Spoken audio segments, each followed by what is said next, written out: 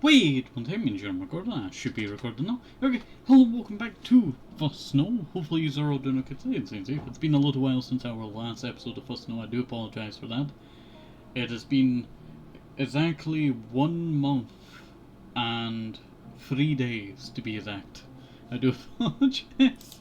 I didn't think it would be that long, I tell you, and then I looked at, the thing, and it was August 6th or August 5th. August 5th, I think it was. Alright.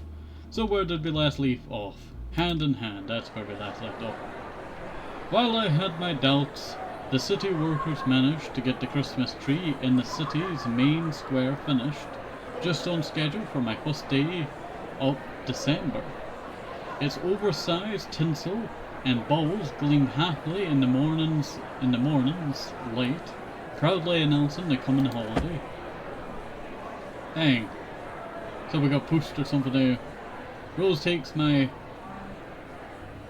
pause in the middle of the city square as an excuse for a break, setting down her bags as I look up to the huge tree before us. It's not the tree that's most interesting, I tell you, I'm too tired for this at the same time, I need to get this done. I'm gonna put my piece of paper that I used for work to the side there. Alright. So let me see. So much as the crowd around us, everyone walks to and fro, just a little faster than normal walking speed, hurrying from shop to shop, while I hardly even glancing at the Christmas tree, looming over everything. I think I read something once about feeling alone even in a crowd. So many faces pass by, from couples holding hands to businessmen to groups of friends, yet I feel more disconnected than when I'm actually alone. The clicking of a lighter next to me. You know what? This entire background, it's outside. Why does it sound like we're inside a building? It does not make sense, I tell you, it does not make sense. Next to me reminds me of my companion, the cigarette now perched in the corner of her mouth, glowing brightly. Shame we couldn't park closer. Downtown's pretty crazy these days, isn't it? Maybe we should put up our own Christmas tree. Hey, I got a tree for us a few days ago. I was the one who bought that. It's also like a foot tall. Oh yeah. Oh yeah. The cigarette perched in her mouth tilts downwards as she looks at me, her smile turning just a little less cheerful. Missing holidays at home, are you? A bit. She clamps onto my shoulders and gives me a firm shake. Hang in there. I might not be much company, but at least you've got someone around. Were you homesick when you first moved out from home? No. Given the circumstances, no. I don't think you appreciate how lucky you are sometimes. Wandered straight onto that landmine. Rose has never talked about her immediate family in the few months I've known her, so maybe I should have taken the hint. Noticing the gazes of a few around us have turned upwards, I look up curiously. Looks like the weather turned the morning chill to turning to snow. Ah, winter. Out of here, winter! How could you, winter? All of you is called winter in the comment sections. Get out of here. Nah, I'm just joking. With a distasteful puff, she puts out her cigarette on a nearby bin lid before flicking it in with a practiced motion. I tell you, my eyes are so tired that when I'm trying to read it, it's not the best. My words sometimes go too fast for my brain, that's what I will say. Taking her bags up once more, we continue the slog back to the bike. Good to go biking every once in a while. Hey wait, isn't a sink scare? What's it still doing here? The reuse in this area? Chin up, eh? I was gonna say this later, but I bought your favorite while you weren't looking. Oh. Strawberry trifle? Uh-huh. You know it. Just say thanks for pulling your weight a bit more. It's nice to see you getting yourself together. Just as I'm about to thank her, a loud ping comes from my back pocket. A little sheepish, I take my phone from my pocket to check what the message is. Behind you. Confused, I stop walking and turn about. Well, that's really behind us. Élan holds her hand high as she slowly walks up the street, slipping her phone into her pocket as she arrives. I'm happy to see her, but something makes me hesitant. Something Rose picks up on, going by her churlish grin. I know full well I've fallen for Élan, my stomach tying itself into knots. Makes me chuckle. At the sight of her, makes me realize that asking her out will have to come sooner rather than later, if she's interested in girls, that is. Yeah, but that's I think she is. I think she is. Trying to put my worries out of mind as best as I can. I do my best to act normal. You sure been getting some use out of that phone? Morning. Starting to see the appeal of these things. Yeah. Morning, Rose. Hey. Sup? Just out for a walk. The apartment gets stifling? After a while. Not interrupting anything, am I? When she puts it like that, she sounds far older than she should. In fact, given she didn't own a smartphone, likes simple walks alone, and spends her days painting, I'm starting to doubt the girl I fell for is really my own age. As the two strike up a casual chat, I remember how Élan and I came to meet, being pushed into the club, taking chance after chance to come closer to her in hopes of spending more time together. It's only that persistence, that, I can never say that word, which gained me her friendship. My heart begins to beat as I talk myself into the plan of forming in my head. Pushing myself got me this far. Perhaps I could take one more step. Hey Rose, can I leave these with you? She hesitates at the change of plans, the words blurted out before I can stop myself. Sure. I'll see you later. If you need a pickup, just call. Corrects me up. Before I can so much as thank her, Rose quickly starts the work of strapping the shopping bags to her bag. It'll probably be easier to get everything home without me on the back anyway. Élan and I give her our goodbye. It's not bacon, it's motorcycle. That's, you know what, I thought bacon, I thought, oh, they're baking in the snow, that's good, keeps your blood going, But nope, it's motorcycle. Not even any exercise on that. Terrible, terrible. Élan and I give her our goodbyes to her as we walk on, Rose waving us off as we go. I think I see a small grin on her face. Makes me chuckle and makes me smile, too. I guess she worked it out. Once again, we're alone with each other. My stomach twists and turns as I desperately try to find some small talk to fill the air with. Not that Élan looks fussed about at all. It's the same park. I guess it's where we, did what, before when our car broke down.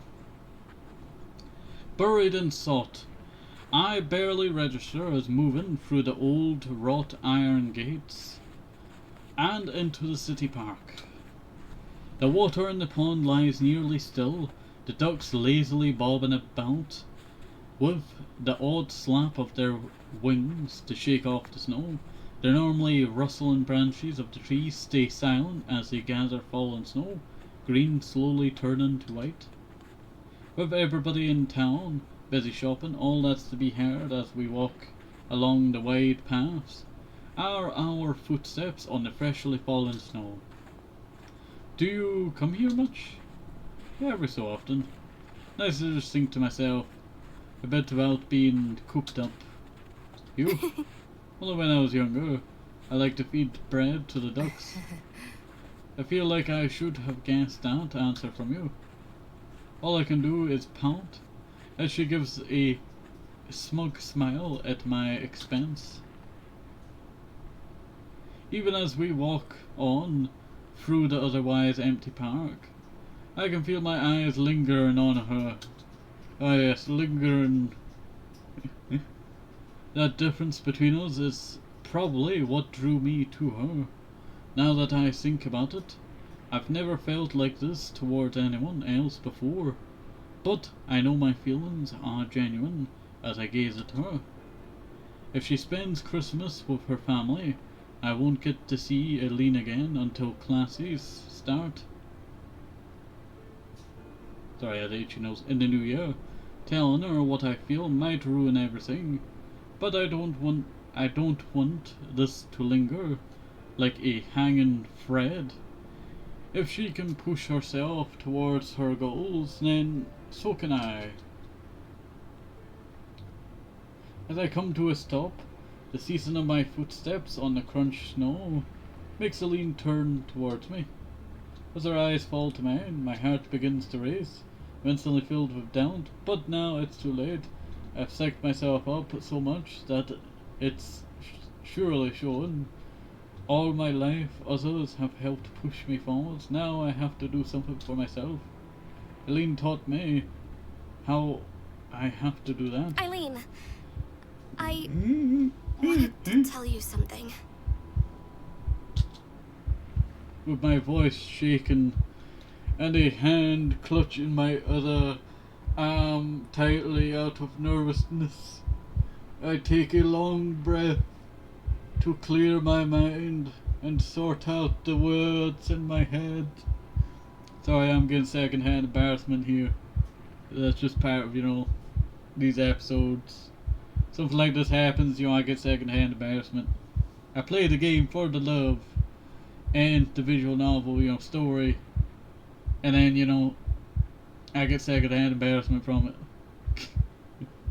I ball my fists as I feel my hands shaking. After spending my whole life with such a big family, this was the first time I've ever tried to live by myself. I need to take a drink of water after this. I was really lonely at first, and didn't really know what was going on.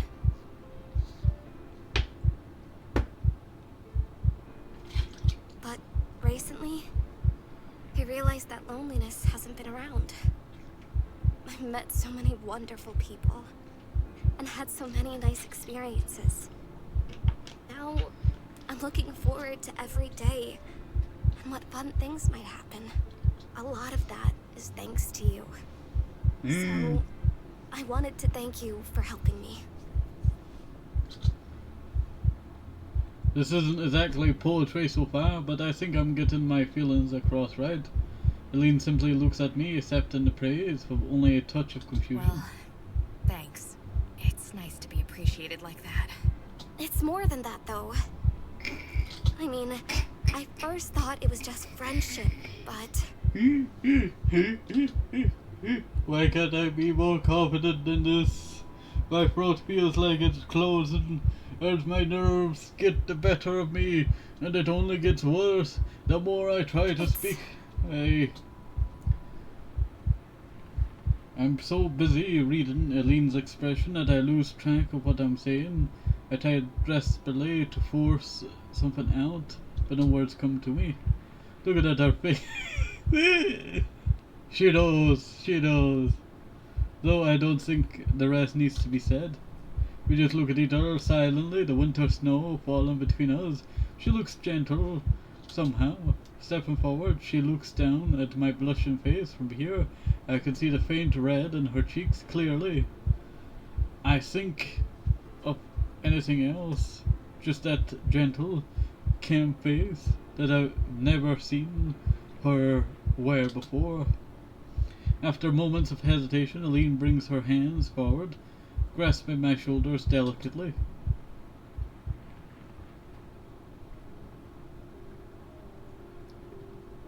And then, as she leans down, everything stops. I reflexively gasp in surprise as her soft lips press gently to mine, but it ends up stifled. Or stifled. I can never say that word. Is it stifled? Not sure.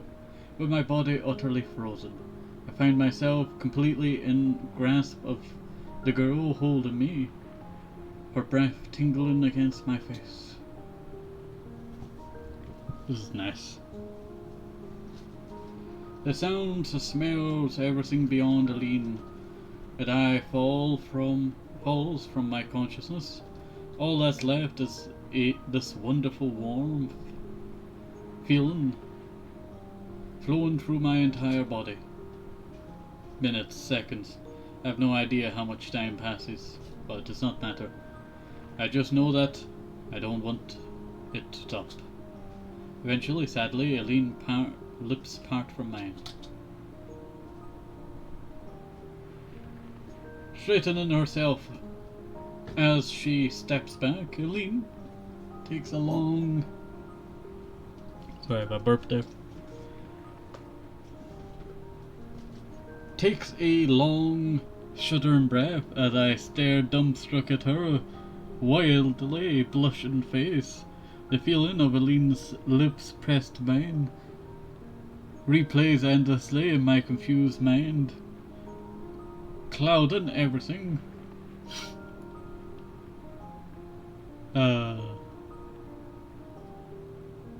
It's what we came here for, I tell you, the love story.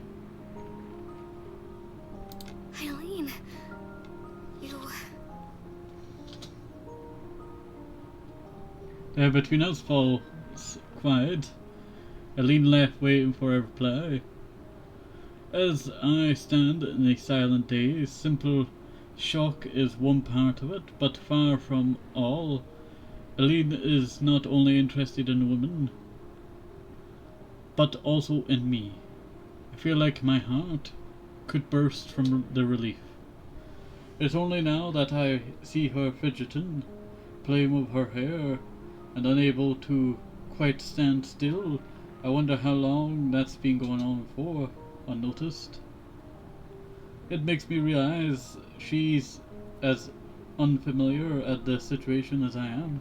Neither of us know what we're supposed to do or say right now. Here I was, trying to explain my feelings, when Élan rushes ahead and does something brash like that. Overcome with my own flood of emotions and confusion, it's Élan who ends up having to reluctantly move things forward. Sure hope I didn't misinterpret that. Her attempt to play off her nervousness is betrayed by her blushing. I finally realize just why she's so uncomfortable right now. She left herself vulnerable. It's the first time I've seen her exposed like this. Her feelings plain to see. I didn't know you felt that way. I entertained the idea, I guess. Didn't ever think you'd be the one to make the first move. So you'll go out with me? No, I just kissed you for the sake of it. Of course I will, you dolt.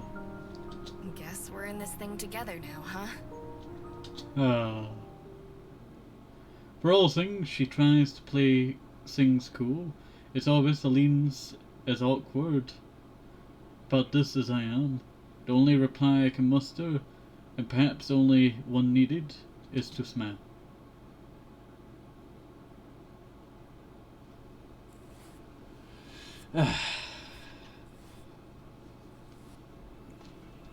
A loud yawn fills the living room.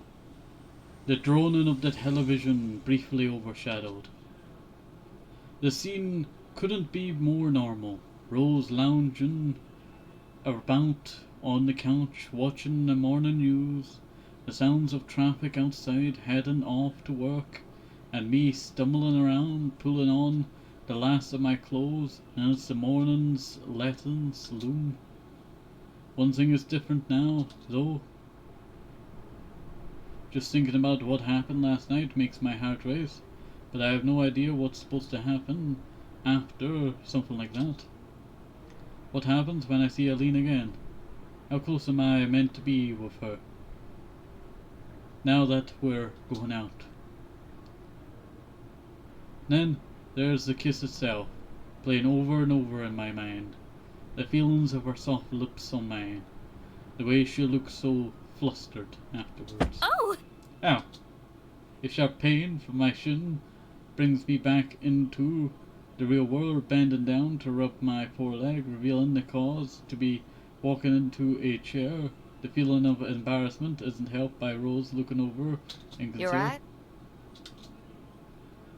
It's nothing, just bumped my leg. Not sick or something, are you? You're even more clumsy than usual today. I'm fine, just didn't sleep much last night.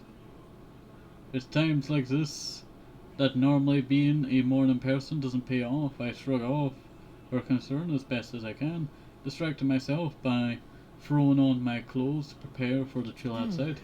Just take it easy, alright? This is bad enough out there already. I will.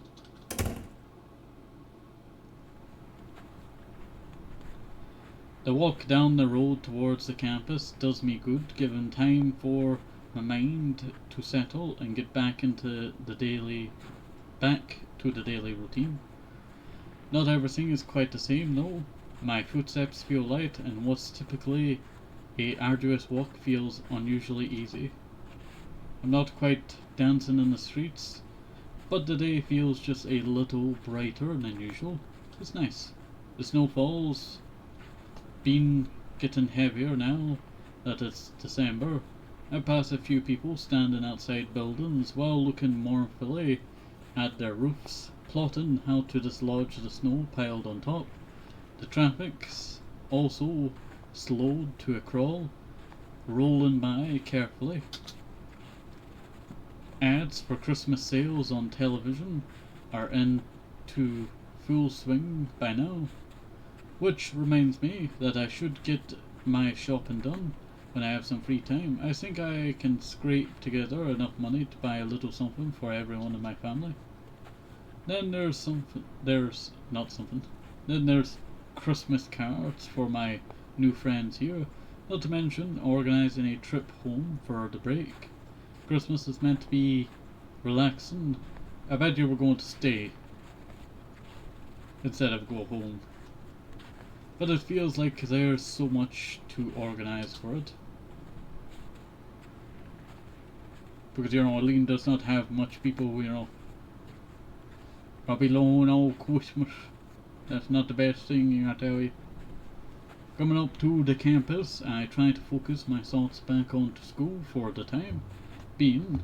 Thankfully, the paths here are better cleared, if nothing else. Well, people do walk on them quite a lot.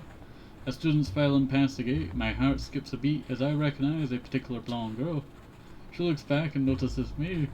As I skip up to meet her, her usually tired expression unwavering.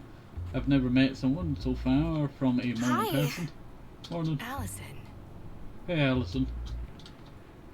With that, the both of us begin the walk in side by side. All sorts of schoolwork leave my mind as I try to stop myself glancing at Eileen.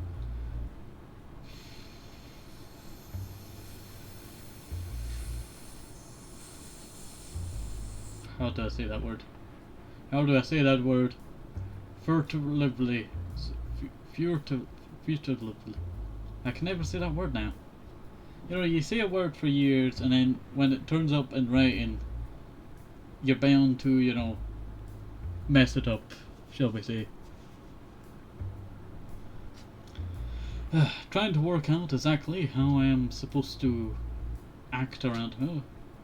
The part where we admit we're interested in each other is also where where most of the romance movies I've seen end, and I've never gone out with anyone before. Then there's the fact that neither of us has said a word to the other beyond a quick greeting. I tried to comfort myself with the thought that it's probably the same for Eileen too. It's always so hard to read her poker face. Good grief, it's cold today. She's not thinking at all about yesterday, is she? With a long breath, it feels like my restlessness leaves me. Eileen's relaxed attitude makes me feel embarrassed for getting so worked up after seeing her. How are you so confident about this? You know, with us going out and everything. I'm just really good at faking it. Hanging my head, I give up on ever trying to read her. The grin Eileen gives me makes me feel better about today in an instant. Her normal cold demeanour, if just for a moment, is pierced by that sincere smile that peeks through. A smile which soon evaporates, collapses into something else entirely. Something wrong. I just remember something troublesome. Caprice. I almost asked why before the obvious hits me. With my thoughts finally moving beyond the girl at my side, the implication of all this become clear. Should we tell her? I'd rather not, you know Caprice as well as I do. I don't want her to make a fuss about us getting together. And again, she'll probably work it out herself. She's not stupid. She knows to pay attention if I'm serious. Besides, is there really that much harm in letting her be happy for us? My serious tone in defense of Caprice seems to catch Eileen off guard. It catches me a little off guard too. Fine. If you're going to tell her, then I want to be there too. Discussion comes to an end. Yet I find myself not wanting to leave despite having nothing further to say in particular. It seems Eileen has the same problem as she awkwardly mills about the chatting students passing around us, only making the silence between us more pointed. Would it be okay to kiss her here and now? Yesterday in the park we did it. I was thinking, Eileen's always so awkward about physical affection that I'm not sure she'd like it, especially in public. What I'm thinking must have been plain to see, as Eileen reaches down, placing her hand on top of my head, and scruffling it around in response. Might be a odd way for her to show her feelings, but I can't say I hate the gesture. I feel my cheeks flushing as her hands rub my head, enjoying every moment until she stops. The awkwardness around all this makes me feel a little better about my own uncertainty. Everything will work out fine, I'm sure of it. Ever the optimist. We'd better get to classes. See you at the club, I suppose. She sure doesn't seem to share my optimism as she waves and walks off, nor my like of our new club. I'm sure she'll come around, though. With the afternoon wearing on, I trudge up the familiar route to the second floor of the arts building. The sounds of raised voices come from up ahead, easily audible in otherwise dead silent hallway. If I'm not mistaken, they're coming from the art room itself, stealing myself for what's to come. I sigh and head on up to the door inside. Eileen and Caprice have already arrived as usual, each standing on the opposite side of a table as they fume at each other. Their heads snap towards me in unison. The moment the door rattles open, making my heart skip a beat. Yes? Help me talk some sense into this woman, please. Eileen! Just relax. As art club president, I have everything under control. Everything except the club part. I mean, I would have thought a club needed things like official paperwork, advisor, funding for supplies that haven't been pilfered from the real art classes. Basically, more than an excited proclamation of a club existence. That's why I'm working on the posters. Feeling sorry for the heavy sign, Eileen, my eyes drift to said posters lying on the table between them. Join the new art club. Visit us in room 257. Just check if the door is open. I walk over and tentatively take a look at Take a look at the one sitting on top. Its sharp graphics and color scheme catching the eye. They do look nice. Thank you. See, people will love them. I must say that, but it's a little obvious that this is out of her comfort zone. When it comes to art, her sketching is always nice, but her her work with paints comes off as a little crude still. Trying new things is to be praised. Praise. Think about this logically. It's nearly Christmas. All students are going to be on break soon. Even if they weren't, nobody would be looking for a club to join around now anyway.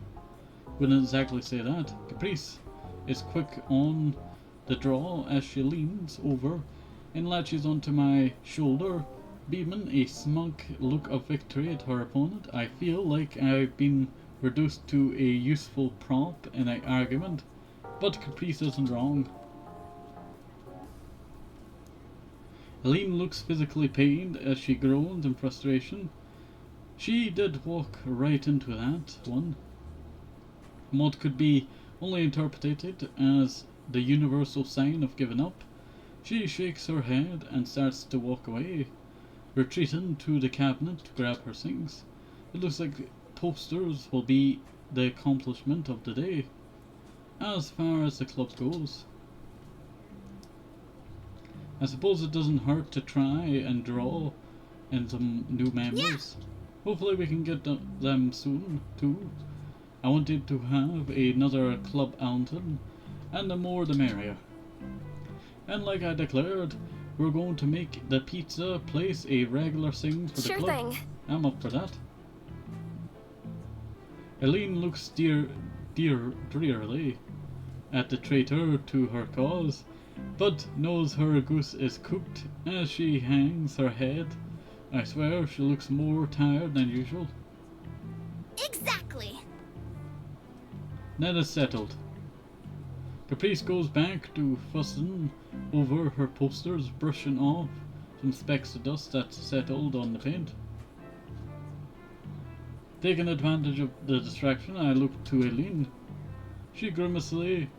I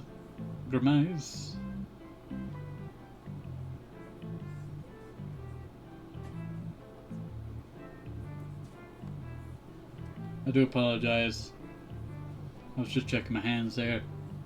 For some reason I just have very dry skin on my hands now.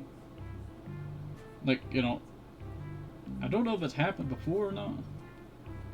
It has, you know, once or twice. But it happened and then, you know, I'm so confused on why it's happened. It's either been the soap dispenser that I've been using.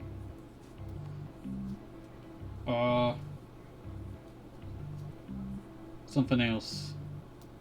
So I'm not sure.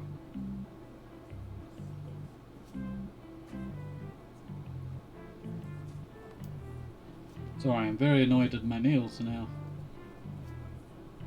So much dirt. Okay, I do apologize. Alright. As I pointedly flick my eyes back to our companion, plainly hoping to leave this for another day by her reaction. Reluctantly, Eileen sets her paints down and plods back over like a child accepting their bitter medicine. In hindsight, perhaps she was trying to use her painting as an excuse to not deal with this. Caprice is... all I think about when I think of Caprice is Caprice Sun. Capricin. Good times. Capricins. Capricin kinda sucks now, I tell you. Just too expensive, I tell you. For not really getting much out of it. Is one of my few friends. However, I feel bad hiding this from her. Even if we tried to, she'd just poke and poke until one of us eventually spilled the beans. What's up with you two? Caprice, there's something we need to tell you. To make this absolutely clear, this does not leave the room. Do you understand? Yes, ma'am! I'll bet. Eileen and I have started... I mean, it just happened recently, but... We're going out. Feel Eileen take my hands in hers. I worry for a second about the sweetness of my palm, sweatiness, but feeling her hand closing around mine settles my nerves. I never realized how warm someone else's hand could feel. As her fingers tighten, I realize something else. Eileen settling herself just as much as me. Eh? Like, dating? So you guys are... Yeah. Ooh. I guess that Caprice wouldn't go too wild turns out to be true, with even her surprise feeling a little exaggerated for Well effect. then, aren't you glad you can do art together all the time now? Look, we don't need any help. Much less help from you. Those eyes. Those eyes. But... It's alright. I appreciate what you've done. Just don't go too crazy helping things along. Promise? Promise! Sounds like things are lively in here. Our gazes snap towards the doorway. Wallace strolling in with a expression more bored than and the least bit surprised. Eileen's hand lets go of mine, but the warmth remains as I reflectively feel my hand with the other to recount the sensation. I'm glad Eileen is more collected person I am, calm playing off the interruption.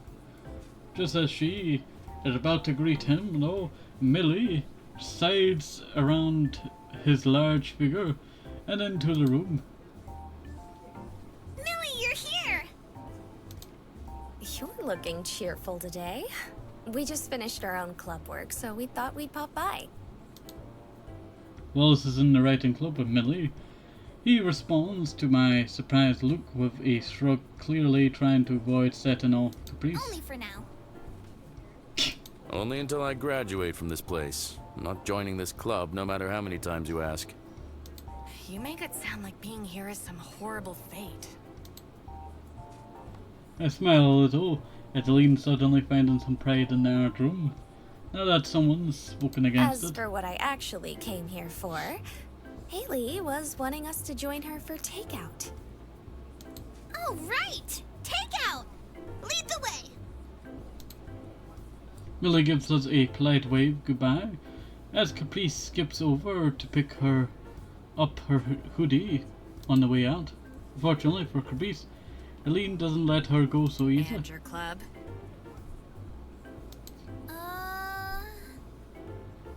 Today's art club meeting is over. Good work, everyone. Well, it's, almost free food basically, so, discounts are discount even if you split it 3 ways. 5 ways, 8, 9, 10, I don't know how many people are in the club, With a thumbs up from Caprice, the two disappear out the door and head off down the hallway. The 3 of us are left to our own devices after they leave. While I think Wallace to be a perfectly nice person, I'm still not really sure how to act around him. With Caprice no longer being around, being the center of attention, the familiar self-conscious I have around strangers flares up once again. It seems I'm not alone and not quite knowing what to say. Wallace and Eileen doing little more than awkwardly mill around. Given that they're good friends, it makes me think something is going on. I've told her, Wallace. You don't need to keep your mouth shut anymore.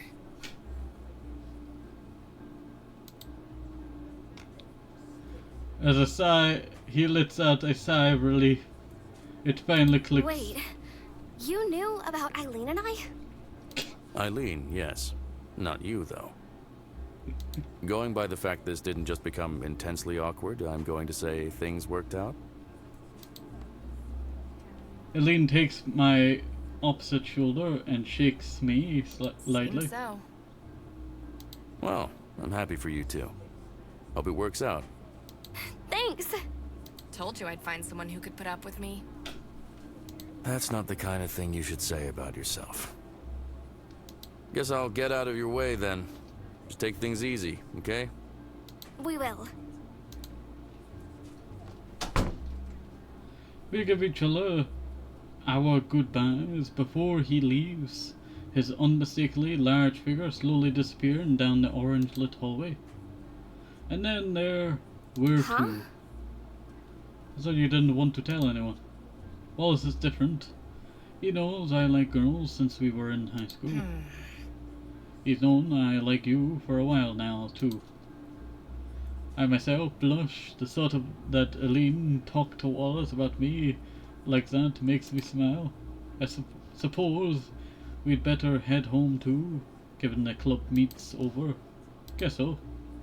It's always an obvious invitation for us to leave together, but I find my feet stuck. I know I'll see her again tomorrow, but What? something on your mind? I don't really know how to phrase this, but what happens now? The expression she gives is one of genuine thought, rather than indulging me for being so lost. It's only now that I wonder if this is actually her first relationship or not. If it is, that makes my confusion a lot more embarrassing. That's up to you, as much as it's up to me, you know. I guess school has got us for the week. But how about we go for a date on Saturday? Be good to get some use out of the car for once. Yes, that would be good. I mean, yes, let's do that. I can drive us, so just give a heads up once you've worked something out. As I consider the prospect, I can see a little excitement from Eileen at the idea of going on our first date, though I doubt she's realized it herself. As silence settles in the room, I see my chance. Allison? Taking Eileen's hands in mine, I raise myself to my toes, and I close my eyes. I let my chin push forward. My heart feels to stop for a fleeting moment, my lips gently pressing to Eileen's as our hands intertwine.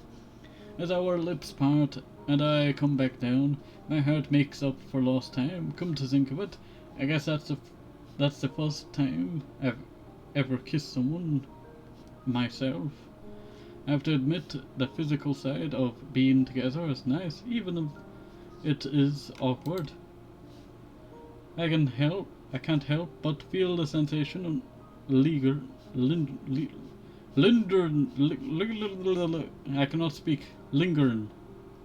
Despite the moment having passed, filling me with warmth, filling me with warmth. Even Eileen, so normally placid and stoic, looks flushed. The two of us end up standing around like complete dorks, the only sound being the trees rustling outside. I've been wanting to do that since this morning. I swear you're getting bolder by the day. With a gentle smile, Eileen reaches over and rubs my hair. Even if I don't quite know how to react when she does, I can feel my head leaning into it and a dumb grin spreading on my face.